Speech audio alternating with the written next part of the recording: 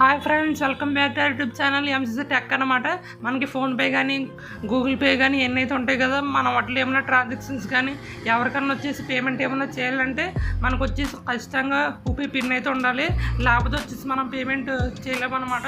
ఈరోజు వీడియోలో మనం గూగుల్ పే, ఫోన్పే ఇవన్నీ ఉంటాయి కదా, ఇవి అన్నిటిని ఉపయోగించి మనకి యూపీఐ లైట్ ద్వారా వచ్చేసి వితౌట్ పిన్తో పేమెంట్ ఎలా చేయాలో వచ్చేసి ఈరోజు వీడియోలో చూద్దాం. అండ్ గైస్, మీరు అప్పుడు వచ్చేసి మీ ఫోన్లో కానీ యూపీఐ యాప్ని అయితే ఓపెన్ చేయండి. అంటే గైస్, యూపీఐ యాప్ అంటే వచ్చేసి గూగుల్ పే కానీ ఫోన్పే కానీ పేటిఎం ఈ విధంగా అయితే ఉంటాయి కదా, యాప్స్ ఓపెన్ చేయండి. నేనైతే ఫోన్పే అయితే ఓపెన్ చేశాను.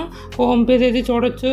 అండ్ మీరు హోమ్లోకి వెళ్ళిన తర్వాత ఇక్కడ మేనేజ్ పేమెంట్స్ అనేది ఆప్షన్ ఉంది కదా, మీరు అక్కడ యూపీఐ లైట్ అనే ఆప్షన్ మీద క్లిక్ అయితే చేయండి.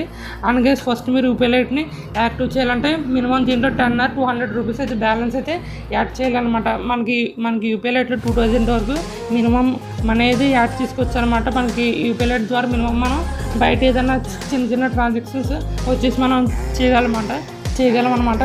అంటే వచ్చేసి మనం మినిమం 200 రూపీస్ వరకు వితౌట్ పిన్ లేకుండా వచ్చేసి మనం బయట ట్రాన్సాక్షన్ చేయగలమన్నమాట.